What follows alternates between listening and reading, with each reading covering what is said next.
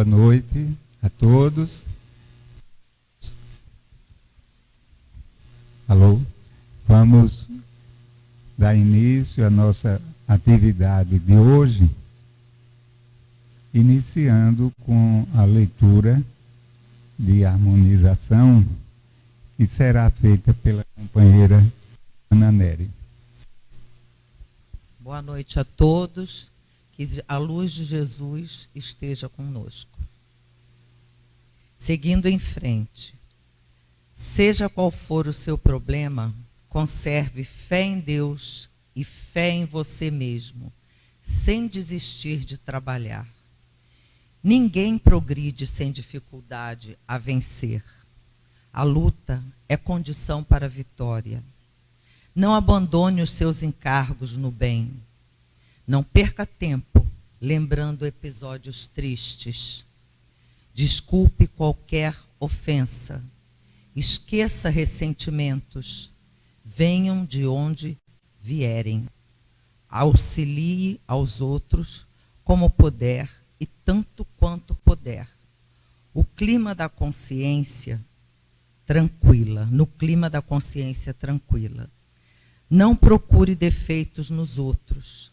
Se você está no momento considerado, talvez, como sendo o pior de sua vida, siga adiante com o seu trabalho, na certeza de que, se hoje o céu aparece toldado de nuvens, a luz voltará no firmamento e o dia de amanhã será melhor. André Luiz, psicografado pelo médium Chico Xavier.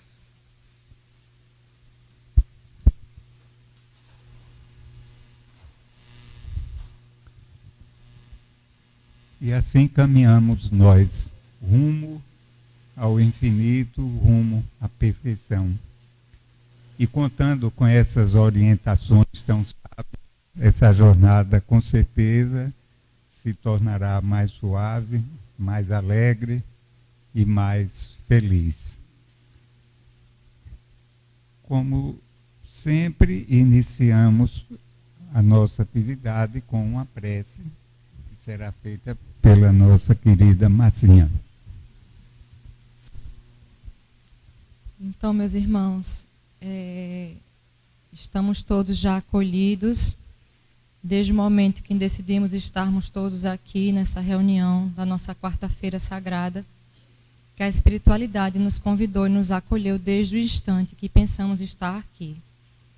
Então vamos de olhos fechados ou de olhos abertos, mas com o coração aberto, na certeza do acolhimento da espiritualidade e do nosso Pai, do nosso Deus, acolhedor, cheio de amor e cheio de soberana justiça. Porque Deus sabe de todas as coisas, sabe de nossas necessidades e nos ampara em tudo. Gratos estamos em estarmos aqui, mais uma noite de aprendizado, de gratidão. Que a espiritualidade da nossa casa acolha o nosso irmão com muita luz e sabedoria para ampliar nossos conhecimentos e levar para nossos lares maiores informações sobre nossa doutrina. Então, que Jesus nos ilumine e nos dê esse momento de luz e de aprendizado. Que assim seja.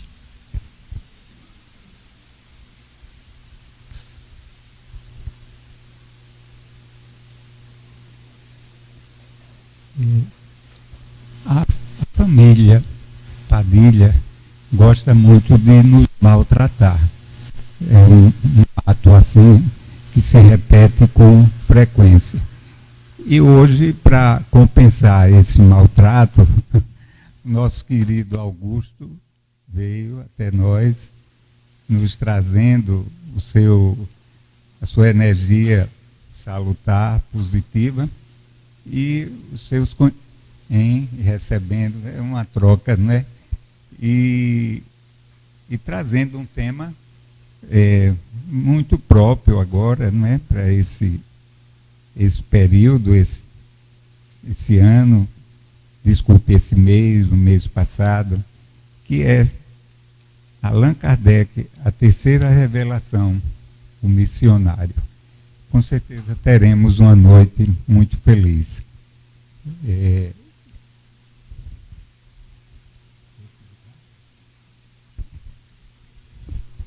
Então, Augusto, que Jesus os abençoe, lhe ilumine, para que a noite seja rica para todos nós. Estimados irmãos e irmãs, prezados amigos, prezadas amigas, que Jesus nos abençoe e nos guarde em sua paz.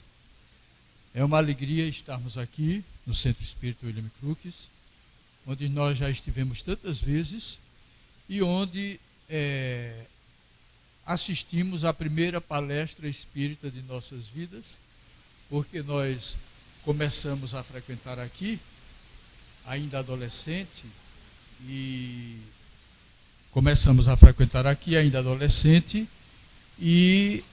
daqui nós fomos para a famosa Mocidade Espírita Marília Barbosa. Mas a primeira palestra oficial, nós assistimos neste auditório, proferida pelo nosso querido irmão Luiz Pereira de Melo, em que ele falava sobre pluralidade dos mundos habitados, exilados de capela, uma série de assuntos que nós, como adolescentes e iniciantes na doutrina, ficamos fascinados, né? E depois nós continuamos frequentando lá a Marília Barbosa, e às quartas-feiras, quando tínhamos oportunidade, nós vínhamos aqui. Eu me lembro de um episódio muito interessante, que na Copa de 70, nós vimos para uma palestra aqui no William Crookes. Não queríamos vir, porque era uma noite que o Brasil ia jogar, e os meus primos e amigos iam todos lá para a nossa casa, ali na Dias Cabral, assistir ao jogo, mas a minha irmã disse, não, vamos para a palestra. E eu, meio contrafeito, vim. E aqui, durante a palestra, os fogos trovejavam, porque o Brasil fazia um gol atrás do outro. E eu aqui ficava com o coração deste tamanhinho, mas assistindo a palestra e querendo que o Brasil fizesse mais gols. Então, nós temos muita história aqui na casa de William Crookes, não é? É um prazer enorme nós estarmos aqui de volta. Bem, meus queridos, todos nós sabemos dos caminhos do professor Hippolyte Léon Denis Arrival, o nome oficial de Allan Kardec, que era um intelectual de renome, um professor, um escritor de gramáticas, de aritméticas.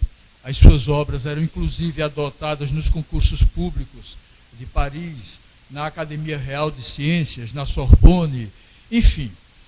Como intelectual, ele penetrava em todas as áreas, tanto nas áreas das chamadas ciências humanas, como na área das chamadas ciências físicas, já que ele, além de linguista, tradutor, não é, poliglota, ele dava aulas gratuitas para alunos de baixa renda, de física, matemática, astronomia, não é, química, enfim.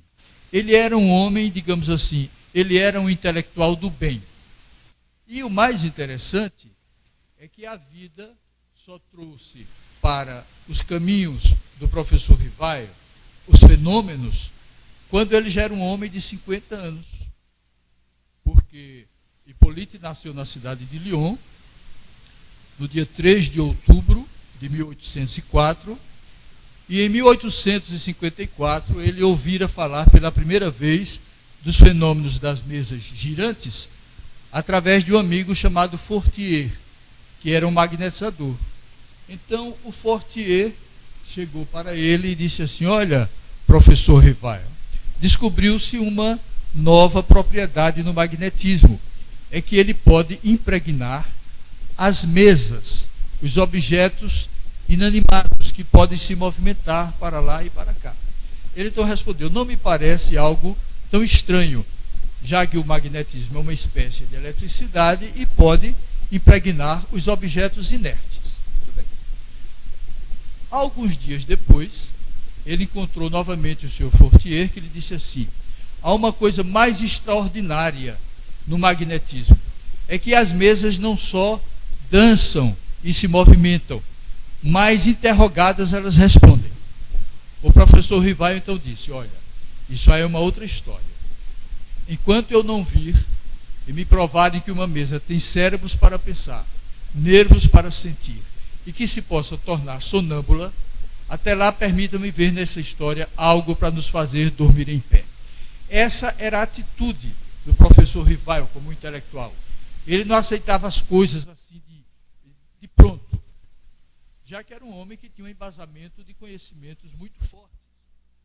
Algum tempo depois, ele encontrou um amigo de origem em corso, chamado Carlotti, que era um homem que ele disse assim, reconhecia nele uma bela alma, era amigo dele há 25 anos, e o senhor Carlotti era um homem apaixonado pelas ideias novas, e falou de muita coisa, de muito fenômeno, com aquele entusiasmo italiano, e falou pela primeira vez da comunicação dos espíritos.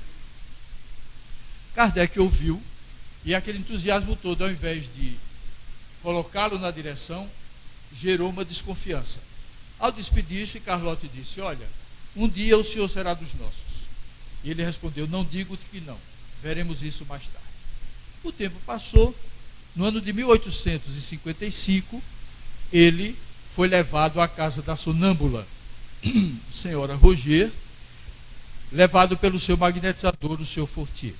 Na casa da sonâmbula Roger, ele conheceu o senhor Patier e a senhora de Plene Maison, que lhe falaram dos mesmos fenômenos que Carlotti falara. O senhor Patier era um funcionário público, homem de caráter sóbrio, discreto, e falou com muita parcimônia sobre tudo aquilo que Carlotti falara, mas com controle de emoções, digamos assim, com uma frieza intelectual. Aquilo gerou em Kardec uma impressão muito viva, tanto que, conhecendo o senhor Baudin na casa da senhora de Plene Maison, que lhe convidou para assistir às suas reuniões semanais, onde as médios eram suas duas jovens filhas, né, Caroline e Julie Baudin, ele então aceitou imediatamente. Agora, o que é interessante nesse aspecto é que as jovens eram uma de 16 e outra de 14 anos. O volume de informações que foram entregadas, mas só um parêntese, pela primeira vez na casa de Plene Maison, o professor Rivaio viu os fenômenos das mesas girantes. E ele diz o seguinte, ele declara no livro Obras Póstumas: os fenômenos aconteciam de forma tão extraordinária e as mesas se movimentavam com tamanha independência que não deixava plano para dúvidas. Pela primeira vez ele vira os fenômenos das mesas girantes. Na casa da família Baudin, as jovens psicografavam não, elas escreviam com uma cesta de bico, com um lápis acoplado à cesta, e aí as mensagens iam saindo. Mas o mais interessante, e a gente já percebe que é um plano da espiritualidade, é que as meninas, uma tinha 14 anos, a outra tinha 16 anos. Mas as perguntas eram profundas do ponto de vista da filosofia, da psicologia, da natureza, e as respostas vinham com profundidade de acordo com as perguntas, o que não era coerente com o nível intelectual das meninas, porque elas só tinham uma 14 anos, a outra 16 anos. Mas há um fato interessante de se destacar, aí no caso das meninas Baudin, é que a Caroline, de 16 anos, ela começou literalmente a psicografar. Então, ela passou a psicografar um dramaturgo e romancista francês, desencarnado há 9 anos, que fizera sucesso no teatro com a peça Clotilde e que escrevera romances mordazes como Os Dois Cadáveres e As Memórias do Diabo. Ela então começou a psicografar. Ela dispensava a cesta, era o lápis na mão, e ela psicografava. E o espírito o nome do escritor era Frédéric Soulier. E o espírito só ia para as reuniões quando o professor Rivai ia. E ele referiu-se ao professor Rivai como um amigo póstumo. Quer dizer, é um amigo que ele conquistara já desencarnado. Porque ele referiu-se ao professor Rivai como um amigo póstumo. Então, esse dramaturgo e escritor, Frédéric Soulier, ele começou a escrever uma história que ele intitulou Uma Noite em Bagdá. Era a história de uma feiticeira chamada Manusa, que fora procurada por um sultão que lhe bate à porta em plena noite, pedindo-lhe socorro. E o que se destaca disso aí é que a caligrafia e a assinatura do manifestante eram exatamente iguais à caligrafia e à assinatura do romancista quando vivo. Isso não acontecia com todas as psicografias. Mas nesse caso, é como se a espiritualidade quisesse provar que realmente era o dramaturgo e escritor Frédéric Soulier que estava escrevendo ali. Então, o professor Rivai comparou a caligrafia do comunicante e a assinatura e eram extremamente semelhantes, tanto com a caligrafia como com a assinatura do escritor e dramaturgo. Então, é interessante nós destacarmos, meus amigos, que nesse escrito do Soulier, deixe-me ver se eu encontro aqui, me desculpe, eu estou procurando aqui. Ele começa a escrever a história dele da seguinte forma: uma matilha de cães latia ferozmente, havia gritos lamentosos e cantos de homens e mulheres, como no fim de uma orgia, e para iluminar esse tumulto, luzes corriam de alto a baixo da casa, como fogos fatos, de todas as cores. Depois, como que por encanto, tudo cessou. As luzes se extinguiram e abriu-se a porta. Esse conto, intitulado Uma Noite em Bagdá, ele fora recebido em 5 sessões diferentes. E o que se destaca aí é que as sessões, muitas vezes, estavam distantes até semanas uma da outra. E a Caroline Baudin, ela retomava a história do ponto em que ficara, sem tergiversar. E é interessante que em muitos momentos da psicografia, o que provava que ela não tinha ciência do que estava recebendo, é que ela até conversava e sorria com as pessoas que estavam ao seu lado. Então, isso é um fato que se destaca. Um outro fato interessante na história de Kardec, que estão aqui nos livros do Marcel Sotomayor, intitulado Kardec, a Biografia, é um livro extraordinário, é que uma senhora católica de uma cidade do interior da França, ela fora atraída, demônio.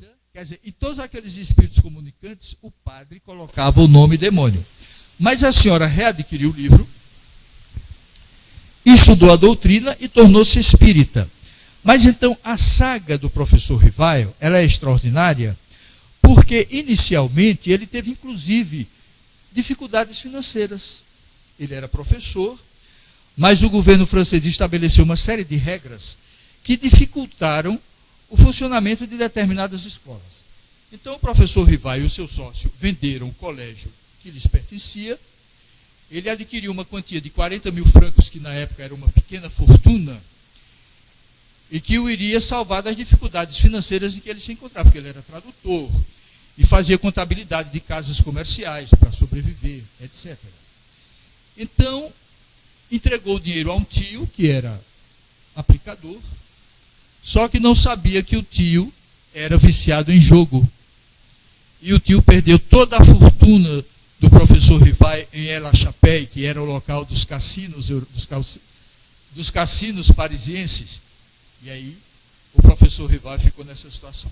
Tanto que num determinado momento, em virtude das dificuldades financeiras, ele até pensou em dedicar-se a trabalhos maiores para suprir as suas necessidades financeiras.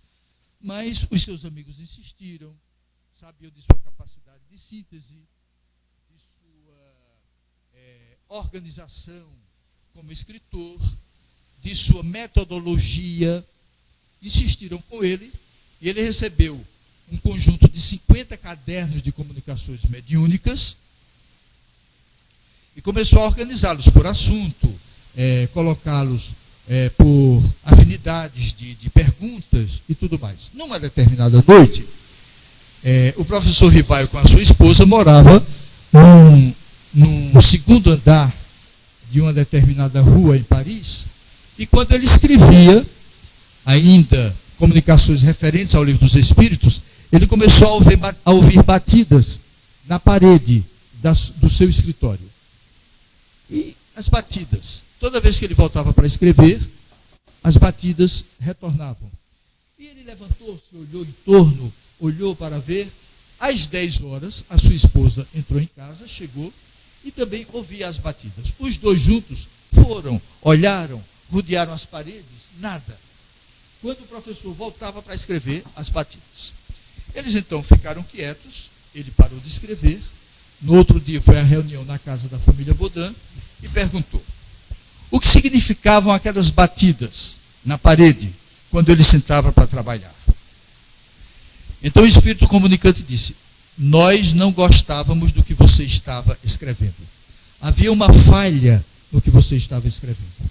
Ele disse: eu notei essa falha, mas já revisei. E o espírito disse: leia da 9ª à 30ª linha e você vai descobrir um equívoco.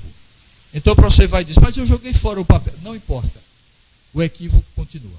Chegando em casa, ele pegou o escrito, reviu o escrito e realmente notou um equívoco profundo no que ele estava escrevendo.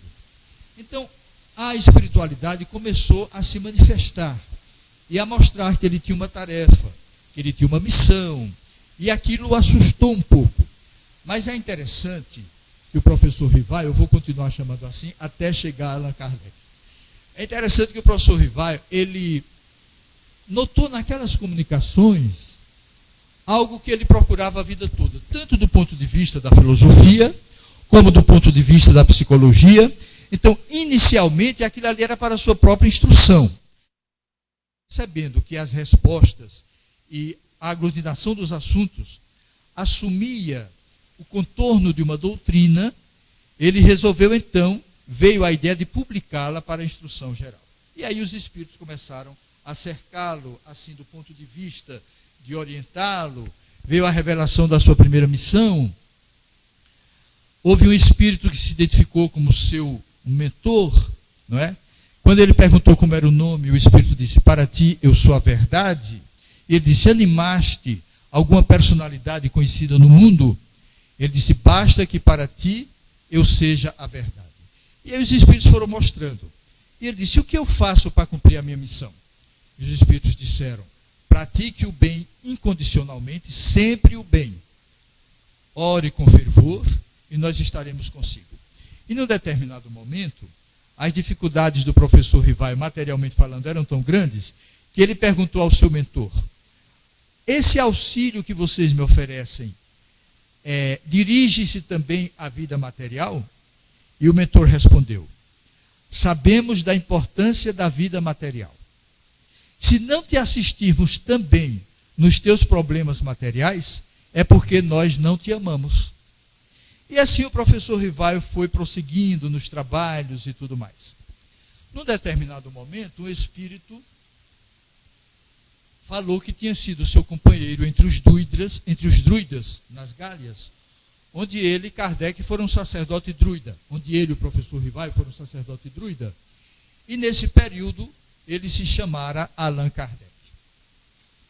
Então o tempo foi passando, os escritos foram tomando a forma de um livro, exatamente quando então, no dia 18 de abril, também nesse meio tempo, ele conheceu o senhor Rustan, e na casa dele havia a médium sonâmbula Ruth Jafé, que foi uma das responsáveis por mais da metade da revisão dos escritos. Mas é bom que se diga que os espíritos orientavam o professor Rivaio para procurar outros médiuns. Então, antes da publicação, propriamente, do Livro dos Espíritos, o professor Rivaio submetera aquilo a que ele se refere como perguntas mais espinhosas a mais de 10 médiuns diferentes. Não somente em Paris, mas em outras cidades. quer dizer, médiuns que não tinham entre si a menor comunicação. E isso é o que nós chamamos em doutrina espírita de universalidade do ensino dos espíritos. Então, o que caracterizou a obra de Allan Kardec, que não foi obra dele, mas que foi obra dos espíritos, é exatamente a chamada universalidade do ensino dos espíritos. Daí ele ter submetido esses escritos e essas perguntas mais espinhosas a mais de 10 médiuns diferentes, o que respalda a obra.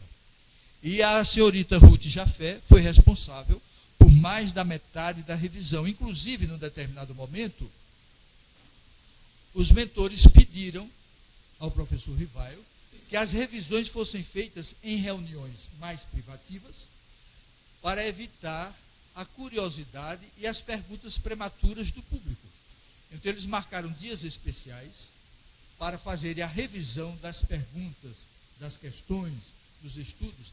Então, vocês veem, nós percebemos como o trabalho do professor Rivaio foi um trabalho cuidadoso, meticuloso, metódico. E as conclusões a que ele chegou, vejam só a posição positivista do intelectual. Ele disse assim: a primeira impressão que a comunicação dos espíritos me passou é que os espíritos, sendo a alma dos homens que viveram no mundo, não tinham nem a soberana sabedoria, nem a ciência integral, mas que eles falavam daquilo que o seu grau de evolução permitia que eles falassem. Portanto, não tendo nem a soberana sabedoria, nem a ciência integral, eles me falariam daquilo que eles podiam falar. E as suas opiniões não passariam de opiniões pessoais, porque eles eram homens que haviam vivido no mundo e que levavam a sua carga de conhecimento, de evolução, de maturidade. E isso fez com que o professor Rivaio não considerasse os espíritos reveladores predestinados. Quer dizer, isso é uma atitude positiva que isentou o professor Rivaio de cair em, digamos assim, determinadas armadilhas intelectuais, que os espíritos levianos existem em toda parte. Nós que participamos dos trabalhos de comunicação, nós sabemos. Uma vez eu participava de um determinado trabalho de comunicação no centro espírita, e o espírito que se comunicava sempre era René Descartes. Então o espírito, toda a reunião, René Descartes. René Descartes foi um filósofo, não é? Extraordinário, conhecido. E o mentor da reunião percebeu que aquele médium, sem maldade dele, estava sendo vítima de uma mistificação. Então ele resolveu interrogar o René Descartes, que estava se comunicando. E aí levou o espírito a se desmascarar. Não é? Então isso são fatos que acontecem nos nossos trabalhos práticos, nas comunicações mediúnicas, são coisas deste mundo e que nós devemos estar atentos exatamente para evitar que nós consideremos os espíritos reveladores predestinados. Eu soube de uma reunião, que eu nunca frequentei, graças a Deus, em que o espírito era mestre em desconsiderar esse sobre quem nós estamos falando, Allan Kardec. Eu não vou dizer o nome do médium da reunião, claro, mas o espírito dizia que Allan Kardec era um megalomaníaco, que ele queria se promover, que ele utilizou a doutrina para sua promoção pessoal. Ora, meus irmãos, o professor Rivaio era um intelectual conhecido em Paris, era autor de gramáticas, de aritméticas, tradutor conhecido, homem intelectualmente respeitado nos meios parisienses e nos arredores. Suas obras eram estudadas nos concursos, tudo. Então ele não precisava, ele já era um homem promovido, digamos assim, pela sua própria posição. Mas o espírito insistia que ele, Allan Kardec, era isso. Era um homem snob. Agora, eu nunca fui a essa reunião. Claro que eu não iria desrespeitar o espírito. Mas se eu tivesse ido à reunião, eu ia perguntar com toda a educação: meu amigo, quantas obras do senhor Kardec o senhor já estudou? Dele, não, dos espíritos. Porque o que nós podemos concluir é que esse espírito, que assim se expressava sobre Allan Kardec, ele nunca tivera o cuidado de estudar uma obra da codificação. Porque se ele tivesse lido pelo menos o Livro dos Espíritos, ele não teria essa opinião sobre Allan Kardec. Isso mostra que ele era um pseudo-sábio, era um espírito leviano, e as pessoas que frequentavam a reunião não o arguíam, deixavam que ele prosseguisse no seu discurso, o que, na minha opinião, não era uma coisa positiva, Porque os espíritos vêm às nossas reuniões para se doutrinarem. Como é que você vai permitir que o espírito continue com o discurso errôneo e não o enfrenta no bom sentido? Tem que enfrentar. Você tem que doutrinar. Uma vez eu fui para uma reunião, porque me disseram que o espírito estava falando de mim. Vejam só. A gente está em casa e os espíritos falam da gente. A gente nem sabe. Não é, seu Porangaba? A gente nem sabe. E o espírito lá na reunião falando de mim. Aí o meu amigo disse assim, olha, Augusto tem que vir para essa reunião, porque o espírito está falando dele. Então ele tem que vir. Aí o espírito falava alhos e bugalhos. Eu fui para a reunião. Mas eu digo a vocês que eu fui com medo. Aí cheguei lá na reunião, me sentei tão encolhidinho lá no canto, e quando o espírito se comunicou, meus irmãos, o que é que este canalha está fazendo aqui? O que é que este hipócrita, olha, foi um negócio. Quanto mais o espírito falava, mais eu orava. Eu orava ali encolhidinho no meu canto, e ele discursando. E o doutrinador, então, tentando dissuadi-lo daquela ideia, etc, etc. Até que o espírito disse assim, eu só acredito que esse canalha não tem culpa se fulana de tal, um espírito feminino a que ele se referiu, se ela vier e disser. Porque o que aconteceu, meus irmãos, vou falar rapidinho. É que eu vivi na Inglaterra, numa vida próxima passada, não sei se é a penúltima, e nós nos envolvemos num triângulo amoroso. E eu então parece que, não sei se conquistei a apaixonada dele, eu não sei bem a história.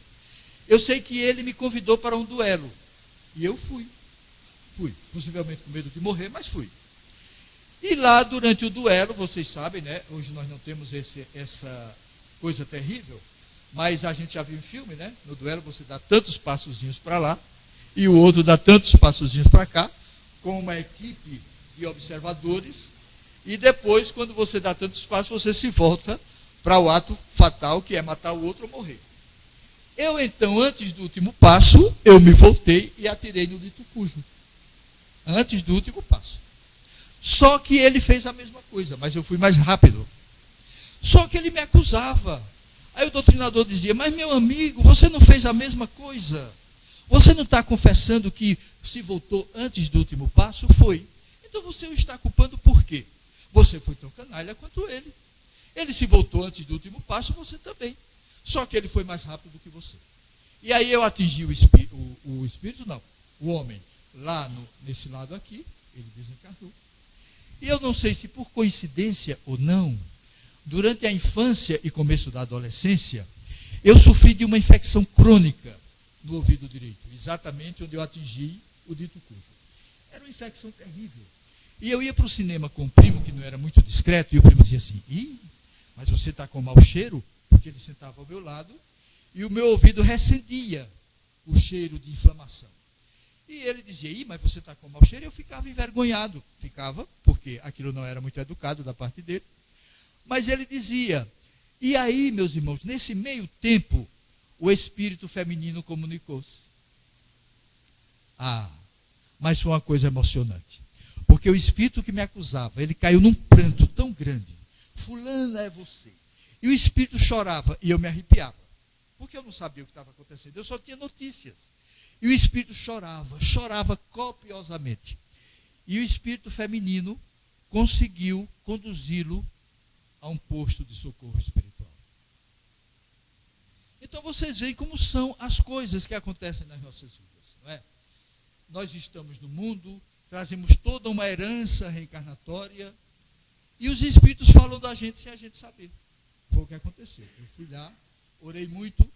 Interessante, só para terminar esse episódio, é que eu frequentava, era uma reunião de desobsessão, e eu ficava na frente com os assistidos. Eu não ia para o local da desobsessão. E eles fechavam a porta antes, 10 minutos antes. E lá dentro, um dos espíritos dizia assim, você pensa que ele chegou? Eu atrasei, ele encontrou a porta fechada. Eles já estavam lá dentro, não sabiam do episódio, mas os espíritos diziam, vocês pensam que ele chegou? Chegou não. Eu atrasei, ele encontrou a porta fechada. E quando o pessoal saía, realmente eu não tinha conseguido chegar. Mas o espírito já tinha dado a informação lá dentro, que me atrasou e eu não cheguei.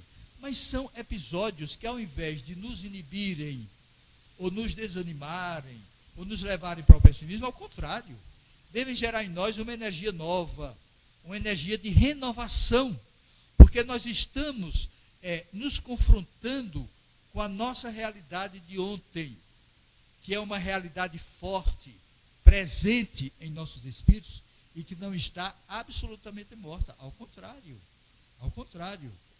Nós lembramos quando Jesus curou o cego de nascença, que está implícita aí a lei de causa e efeito, e os discípulos perguntaram: mestre, quem pecou para nascer cego, ele ou seus pais? Ora, o homem nasceu cego. Como é que ele poderia ter pecado para nascer cego? Mas os discípulos perguntaram: mestre, quem pecou para merecer a cegueira, ele ou seus pais? E Jesus respondeu segundo a lógica da pergunta: nem pecou ele, nem pecaram seus pais. Ele assim nasceu para que se manifestasse nele a glória de Deus. E se vocês lerem no Novo Testamento, a cura do cego de nascença é um acontecimento. Porque eles dizem: nunca alguém conseguira curar um cego de nascença. Então foi um fato, foi um acontecimento. E aí Jesus diz: vai para o templo. E lá no templo os fariseus disseram: você é o fulano de tal que nasceu cego? Sim, sou. E você foi curado pelo Jesus de Nazaré? Fui. E você nasceu cego? Nasci. Pergunte a meus pais, e os pais lá estavam com o homem. Sim. Parece que vocês estão querendo seguir ao Jesus e expulsaram o cego do templo. Então, quer dizer, foi um acontecimento na época. Daí ele ter nascido para que se manifestasse nele a glória de Deus. E aí o trabalho do professor Rivai foi extraordinário. Quando então chegou o momento da publicação da primeira obra, que ele percebeu que deveria ser para a instrução pública, ele ficou: que nome eu darei a esta obra? Eu sou um intelectual conhecido, sou professor, sou escritor, e por indução, inspiração, ele resolveu colocar na obra o seu pseudônimo da encarnação passada, o seu nome da encarnação passada. E o Sotomayor diz: no dia 18 de abril de 1857, com a publicação do Livro dos Espíritos, o professor Hippolyte Léon Denisard Rivail abriu mão da sua identidade, do seu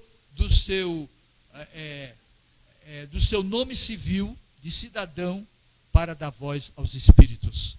Então os espíritos passaram a ter voz através de Allan Kardec, que foi o nome que o imortalizou, desse missionário que trouxe essa doutrina que revirou o mundo das ideias, que inicialmente, talvez, não era nem para ser uma religião nova, mas para auxiliar as outras religiões.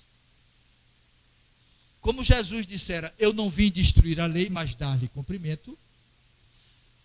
A postura inicial de Allan Kardec é que essa doutrina não iria facear ou confrontar as outras religiões, mas auxiliá-las no seu prosseguimento. Mas as outras religiões não quiseram, ainda hoje não querem. Imaginem quando da época da codificação. Ainda hoje nós somos confrontados pelas outras religiões, que nos consideram seguidores de demônios, isso e aquilo. Quando Jesus foi acusado de emissário do demônio, o que disse ele? Demônio não pode expulsar demônio. Um reino dividido não sobrevive. Como eu sou do demônio e expulso demônios? Quando Jesus ressuscitou Lázaro, ressuscitou entre aspas, não é? Os judeus agrediram Lázaro. Tu és aquele que desrespeitaste a lei. Tu és aquele que negaste o poder de Deus. Ora, meus irmãos, por favor. Então, essa intolerância, ela nos acompanha ao longo dos séculos e dos milênios. Então, nós precisamos caminhar tranquilos. Vocês sabem que há anos atrás, um cordão de irmãs evangélicas, eu não estou falando isso, não é para criticar ninguém, é para mostrar que nós ainda somos um pouco estranhos no ninho. O Brasil é o maior país espírita do mundo, mas nós ainda recebemos hostilidades de várias frentes. Há anos atrás, quando isso era permitido, porque hoje é um caso de polícia, não é? Irmãs cercaram a federação, fizeram um cordão um cordão de, digamos assim, de exorcismo. E aí é porque nós éramos seguidores do demônio. Então elas estavam ali no ato de caridade, para que nós abríssemos mão de continuar seguindo ao demônio e passássemos a seguir Jesus. Hoje seria caso de polícia, porque ninguém pode confrontar a religião nem desrespeitar. Aquele chute que aquele pastor deu naquela imagem, vocês se lembram? Que apareceu na televisão, hoje ele seria preso imediatamente no ato. Graças a Deus. A nossa sociedade está evoluindo para que nós aprendamos, nem que seja com a polícia, a respeitar a religião dos outros. Vocês sabem que no Rio de Janeiro e na Bahia, os seguidores da Umbanda, da Quimbanda, são hostilizados na rua. Não é? Terreiros são expulsos por pastores que são, perdoem-me, traficantes de droga. Onde é que nós estamos, meus queridos irmãos? Expulsarem os seguidores de Iemanjá, de Oxum, de Ogum.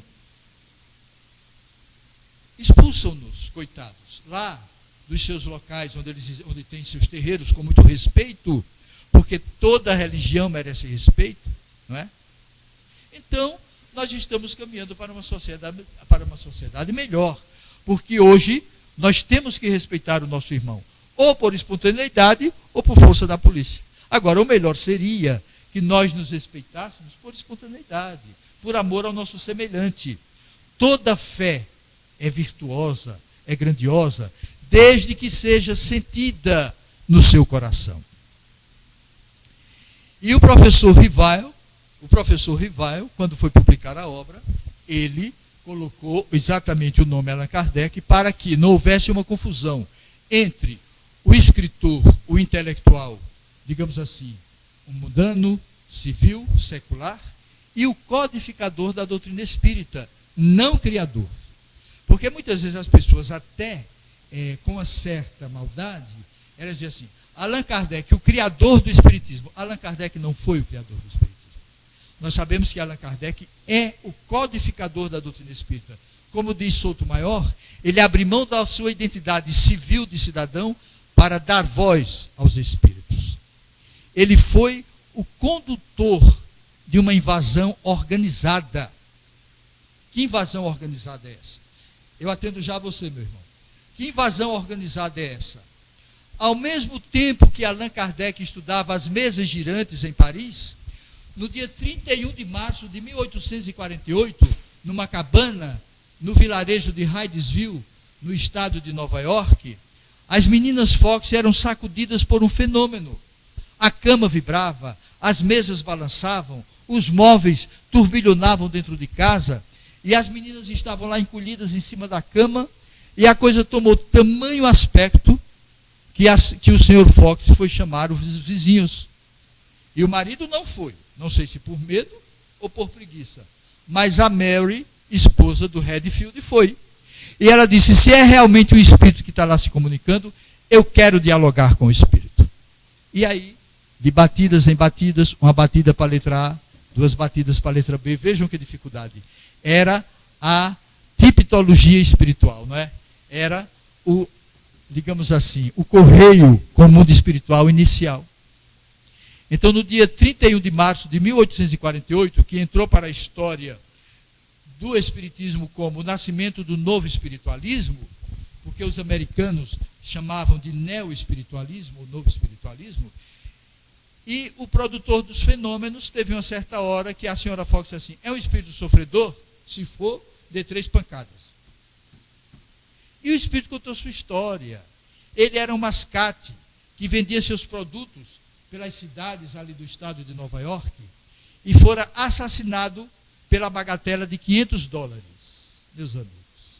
A sua vida foi tirada pela bagatela de $500.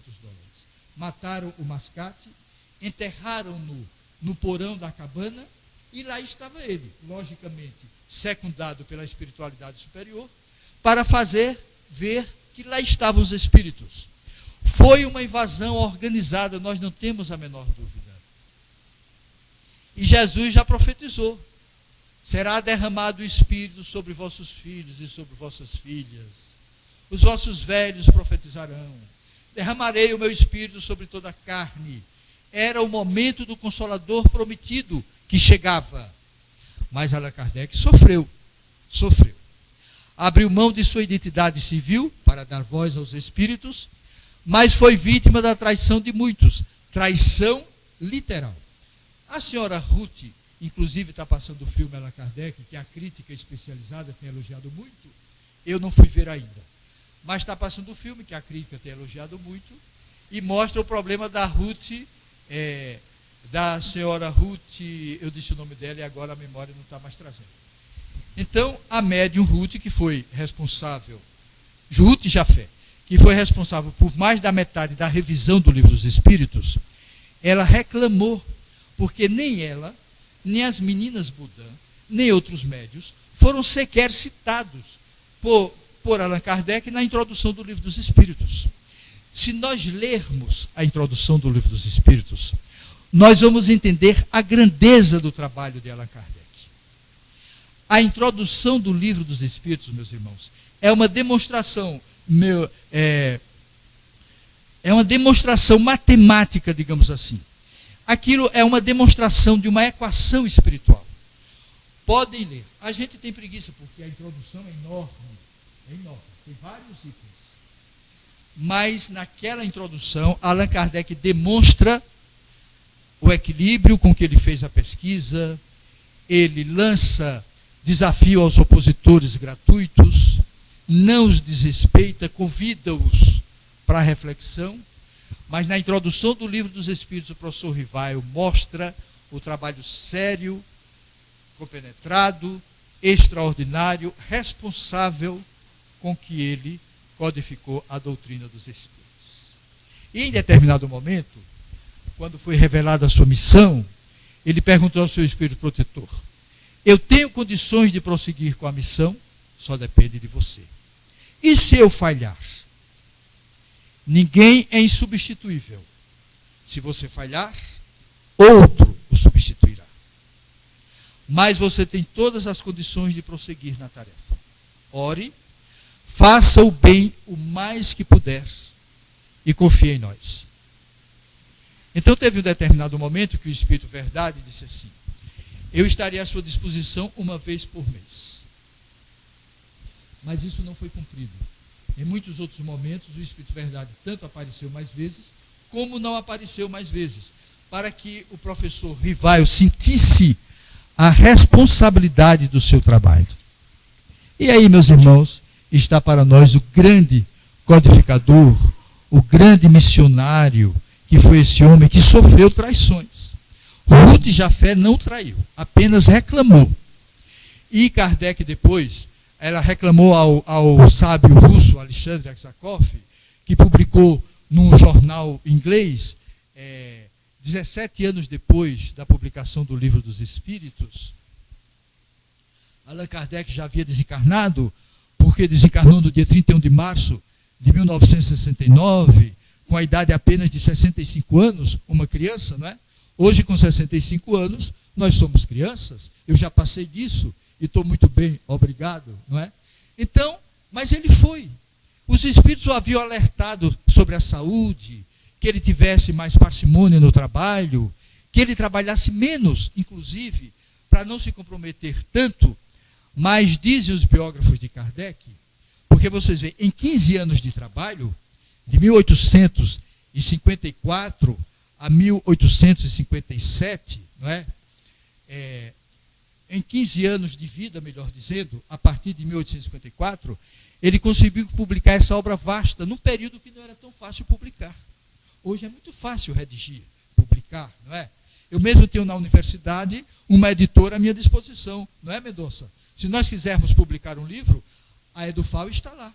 É só nós levarmos os originais, fazermos as revisões necessárias, e o nosso livro será publicado. Hoje é tudo muito fácil, do ponto de vista editorial. Mas na época de Kardec, não. E nesses 15 anos de trabalho, ele publicou essa obra complexa. O Livro dos Espíritos, o Livro dos Médiuns, o Evangelho segundo o Espiritismo, o Céu, o Inferno e a Gênese. E posteriormente foi publicado Obras Póstumas, onde estão todas essas declarações feitas por ele. Então foi um trabalho realmente que ele percebeu. Então quando o professor Rivaio, que depois tornou-se Allan Kardec, percebeu o caráter extraordinário da sua missão, que ele era o vetor de uma mensagem diferente, o vetor de uma mensagem que viria revolucionar as ideias. Então, investindo-se desse encargo, ele o cumpriu fielmente. Então esse homem é para nós um louvor. Não que nós o idolatremos, mas que nós o respeitemos, que nós sejamos felizes em estudar essa doutrina extraordinária, que é a doutrina dos Espíritos. Trabalhemos penhoradamente pela divulgação, porque os próprios Espíritos dizem que a maior caridade que nós podemos praticar com a doutrina é a sua divulgação. Então, uma casa dessa que tem anos de trabalho meritório, tem estrelas pululando por aqui, tanto do lado material como do lado espiritual. Nós temos o patriarca Porangaba, que está aqui à frente.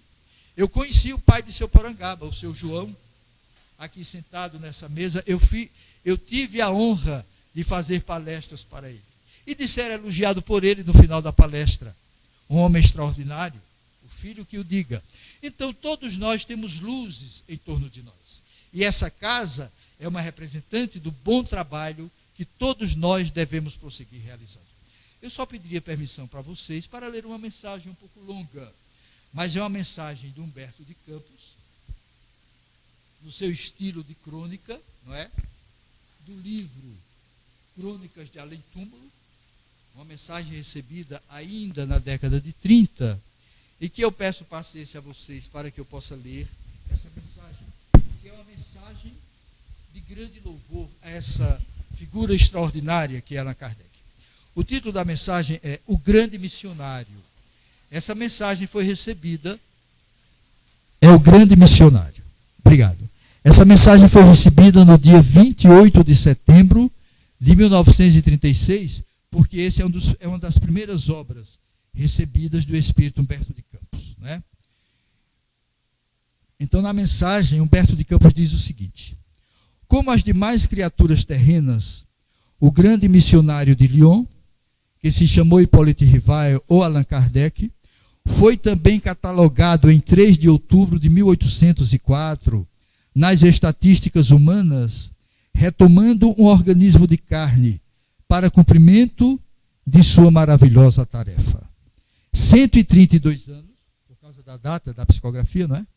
132 anos são passados sobre o acontecimento e o apóstolo francês é lembrado carinhosamente na memória dos homens. Professor dedicado ao seu grandioso ideal de edificar as almas, discípulo eminente de Pestalozzi, Allan Kardec trazia desde o início de sua mocidade a paixão pela utilidade das coisas do espírito. Suas obras didáticas estão cheias de amor a esse apostolado. Até depois dos 50 anos, sua palavra confortadora e sábia dirigiu-se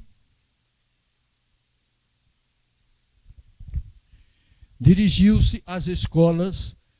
Seus fosfatos foram consumidos nos mais nobres labores do intelecto em favor da formação da juventude.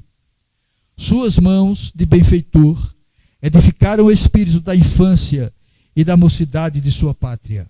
Sua vida de homem está repleta de grandes renúncias e sublimes dedicações. Nunca os insultos e as ações dos traidores lhe entibiaram o ânimo de soldado do bem. Os espinhos das estradas do mundo não lhe trucidaram o coração, temperado no aço da energia espiritual e no ouro das convicções sadias que lhe povoaram toda a existência.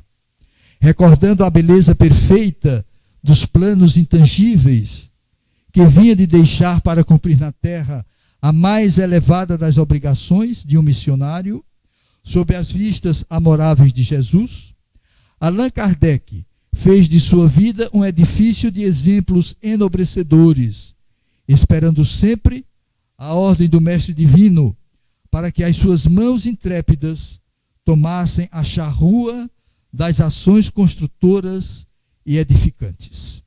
Só depois dos 50 anos, Sua personalidade adquiriu a precisa preponderância e sua atividade o desdobramento necessário, prestigiando-se a sua tarefa na codificação do Espiritismo, que vinha trazer à humanidade uma nova luz para a solução do amargo problema do destino e da dor. Ninguém como ele compreendeu tanto a necessidade da intervenção das forças celestes para que as conquistas do pensamento humano, sintetizadas no surto das civilizações, não se perdessem na noite dos materialismos dissolventes. Ele sentiu, refletindo as poderosas vibrações do alto, que os seus contemporâneos preparavam a extinção de toda a crença e de toda a esperança que deveriam fortalecer o espírito humano nas dolorosas transições do século XX.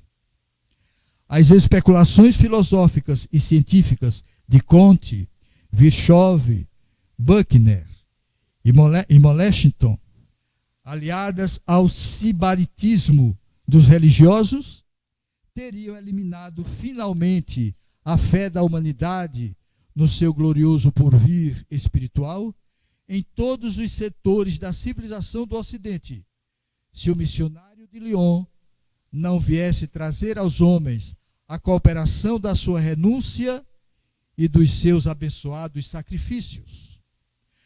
Quando Jesus desceu um dia à terra para oferecer às criaturas a dádiva da sua vida e do seu amor, seus passos foram precedidos pelos de João Batista, que aceitara a tarefa terrível de precursor, experimentando todos os martírios no deserto. O Consolador prometido à terra, pelo coração misericordioso do Divino Mestre, e que é o Espiritismo, teve o sacrifício de Allan Kardec, o precursor da sua gloriosa disseminação, no peito atormentado das criaturas humanas.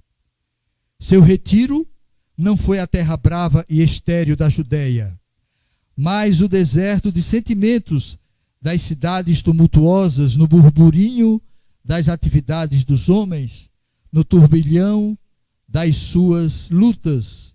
Ele experimentou na alma muitas vezes o fel do apodo, do insulto, dos malevolentes e dos ingratos. No entanto, sua obra aí ficou como roteiro maravilhoso do país abençoado da redenção. Espíritos eminentes foram no mapa de suas atividades para conhecerem melhor o caminho. Flammarion se embriaga no perfume ignorado dessas terras misteriosas do novo conhecimento, descobertas pela sua operosidade de instrumento do Senhor, e apresenta no mundo as suas novas teorias cosmológicas, enchendo a fria matemática astronômica de singular beleza e suave poesia. Sua obra, Les Forces Naturelles Inconnues, as forças naturais desconhecidas, é um caminho aberto às indagações científicas que teriam mais tarde com Richer amplos desenvolvimentos. Gabriel Delane e Leon Denis se inflamam de entusiasmo diante das obras do mestre e ensaiam a filosofia espiritualista, inaugurando uma nova época para o pensamento religioso, alargando as perspectivas infinitas da ciência universal. E desde os meados do século que passou,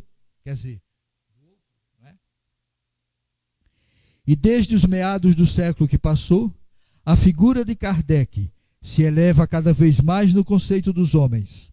O interesse do mundo pela sua obra pode ser conhecido pelo número de edições de seus livros.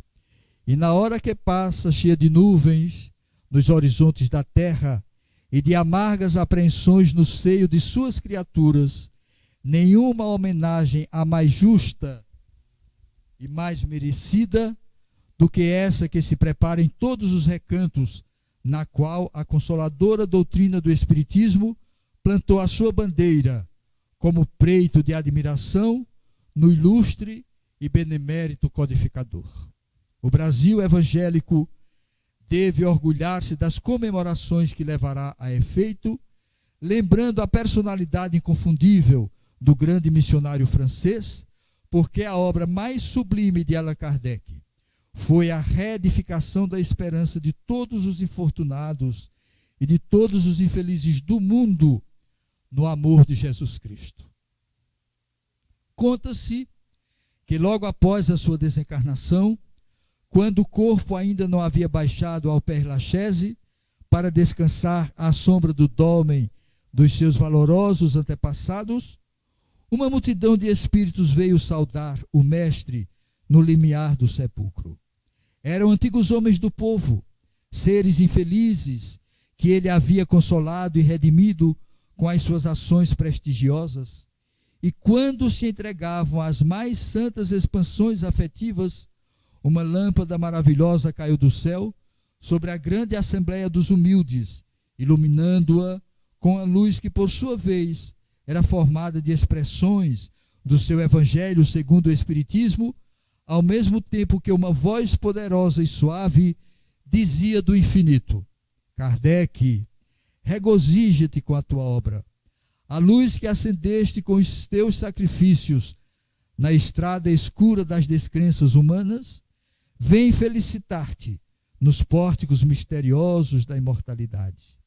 O mel suave da esperança e da fé, que derramaste nos corações sofredores da terra, reconduzindo-os para a confiança na minha misericórdia, hoje se entorna em sua própria alma, fortificando-te para a claridade maravilhosa do futuro. No céu estão guardados todos os prantos que choraste e todos os sacrifícios que empreendeste. Alegra-te no Senhor, pois teus labores não foram perdidos. Tua palavra será uma bênção para os infelizes e desafortunados do mundo, e ao influxo de tuas obras, a terra conhecerá o Evangelho no seu novo dia. Acrescenta-se então que grandes legiões de espíritos eleitos entoaram na imensidade um hino de hosanas ao homem que organizara as primícias do Consolador para o planeta terreno e escoltado pelas multidões de seus agradecidos e felizes. Foi o mestre, em demanda das esferas luminosas, receber a nova palavra de Jesus. Kardec, eu não te conheci e nem te poderia entender na minha condição de homem perverso da terra, mas recebe no dia em que o mundo lembra comovido a tua presença entre os homens, o preito da minha amizade e da minha admiração. E assim, meus queridos irmãos e irmãs, que Jesus nos abençoe, nos sustente no bom trabalho da doutrina espírita e que nós laboremos cada vez mais pela construção de um homem melhor dentro de cada um de nós e, por extensão, a construção de uma humanidade mais feliz. Muito obrigado. Queremos agradecer ao Augusto. Queremos agradecer ao Augusto a sua contribuição valiosa. Kardec é uma personalidade que não surgiu na nossa história por acaso. Foi um espírito que se preparou ao longo de muitas reencarnações, né? E ele veio talhado para essa missão. Naturalmente que isso não dispensa o sacrifício, a renúncia e o esforço de todo missionário.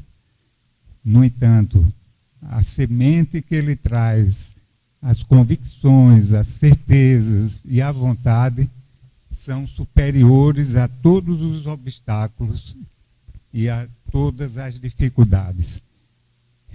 Estamos tratando da biografia de Kardec. Entretanto, Augusto, a gente não pode deixar de fazer uma referência à sua companheira Amélie Boudet, que foi extremamente parceira, fiel e colaboradora em toda a sua vida, em toda a sua história, em todo o seu missionato. As nossas homenagens, pois é, e a nossa homenagem e agradecimentos a Kardec, esse missionário, e também a ela, não é? Porque não sei se é verdade, se é muito justo o que dizem, mas por trás de um grande homem há sempre uma grande mulher. Eu diria que ao lado, não é? Vamos fazer justiça.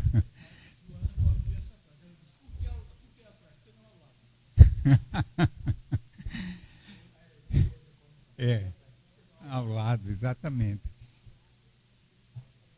Às vezes à frente, mas aí é ela a missionária, não é? E por trás dela tem um grande homem. Então vamos agradecer a Jesus por esta oportunidade e vamos pedir a nossa querida Teresa para fazer a prece final. Meus irmãos, vamos procurar nos manter em sintonia com o alto, visualizando a presença de Jesus entre nós. Com seu olhar meigo, profundo, nos transmitindo tanta paz, tanta compreensão, tanto amor. E vamos dizer-lhe: Jesus, nosso mestre e amigo, muito temos a agradecer a Deus, nosso Pai, e a Ti, Jesus, nosso irmão maior, não só pelo que estamos tendo no dia de hoje, mas por tudo que já recebemos no recorrer de nossas vidas. Abençoa, Jesus, esta casa, seus mentores espirituais, seus trabalhadores e demais frequentadores, encarnados e desencarnados. Conforta, Jesus, aqueles que se encontram em aflição. Alguns tão angustiados que já beiram o desespero. Envolve-os, Jesus, em emanações de paz e de amor. Eles necessitam tanto da Tua presença entre eles. Conforta os que estão enfermos, que se encontram nos hospitais, nos hospícios, nas prisões, nos campos de guerra. Ajuda os que se entregam a drogas ou a outros vícios.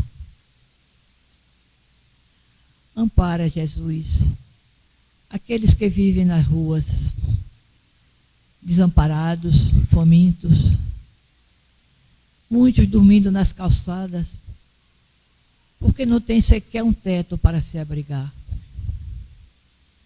E olha principalmente, Jesus, pela velhice e pela infância desamparadas. Te agradecemos pela assistência, pela proteção que forem dadas a estes nossos irmãos sofredores. Que Deus, nosso Pai, nos abençoe. Que a Tua luz, Jesus, nos ilumine. E que Tua Mãe, amorosa Maria de Nazaré, continue a velar por nós. E assim seja. Nós agradecemos a todos e a gente compara a doutrina espírita a uma bela equação matemática sem a frieza dos números e com a beleza da poesia. Boa noite.